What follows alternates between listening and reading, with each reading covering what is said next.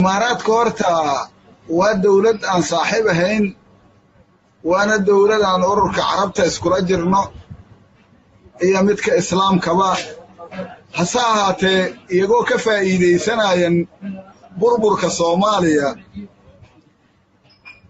ayay mataqaanaa Soomaaliya marka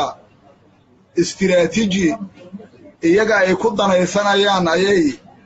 la yimaadeen inkastoo dadka Soomaaliyeedna ay marmarka qaarkood ay caawinayeen oo hadee dib kaliya ma ahayn dheef barteedna waa laga helayay oo ummadda Soomaaliyeed dad badan oo ay mar walba gacana laga helayay hase ahaatee waxay ku soo duuleen oo ay markii ugu dambaysay ay dawladdan Soomaaliya u adadkaysa weyday faragelintii qowneed ee ay dekada berbera ay mataqaanaa heshiiska ayna dawladda federaalka ayna ka warhayn ay la gashay taasoo markaas haddana dawladda Etoobiyana ay ku soo dartay marka waxay noqdeen markii la fiiriyey meel ayna ka jirin nidaamka dawliga maxaa yeelay haddii ay laba dawladeed wada hadlayaan waa la yaqaan laakiin waxay noqdeen wax uun kaliya qof walbow dhinacaaga ka gooso ayay u ekaatay taasna dawladda Soomaaliya kuma ekaane markii ay muujisay oo walwal iyo qayla ka muujisana baarlamaankii Soomaaliya ayaa maalintii hadda ugu dambaysa sessionkan ugu dambeeyay ama fadhiga ugu dambeeyay oo madaxweynuhu uu furayay oo ay ka soo wada qayb galeen dawlad goboleedyadu ayaa si isku mid ah oo aragti midaysanay ummadda Soomaaliyeed arrintaas inaan loo dul qaada karin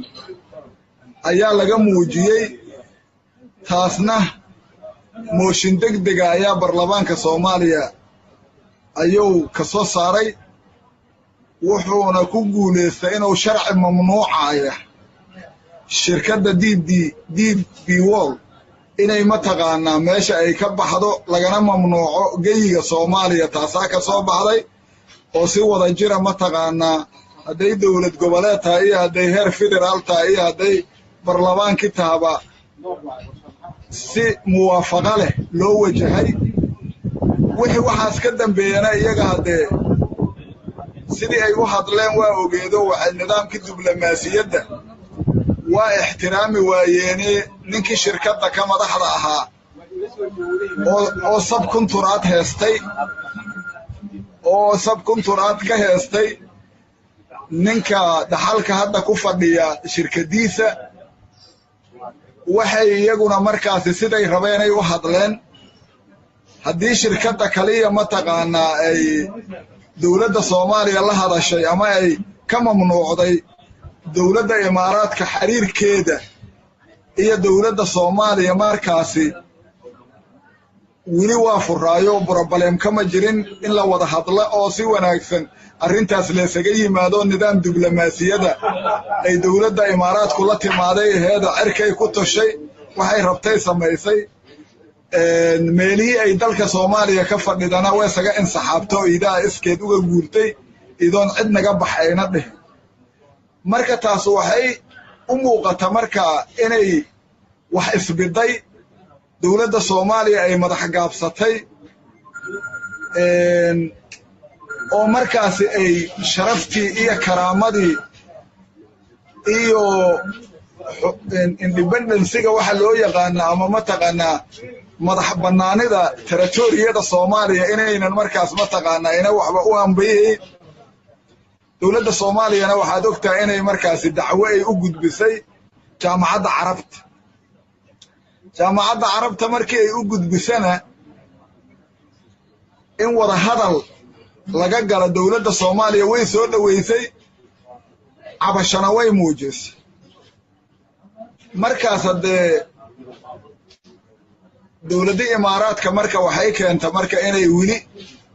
ay ku sii adag tahay inay khaladaadkeedii sii wadato taasna hadde mar walba mar haddii ay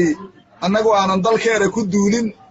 oonan annagu wax aan u dhibna ayna jirin dowladda Soomaaliya inay hadde madax bannaanideeda iyo sharafteeda iyo karaamadeeda ay ilaaliso waa waajib muqaddas waana wixii mataqaanaa madaxda dalka ayaaba mataqaanaa haddii ay arrintaasi ay tilaabta ku habboon ka qaadi waayaan iyagaa xil ku wey kar sidaa darteed marka shacabka Soomaaliyeed iyo dowladoodu marka arrintaas iska caabin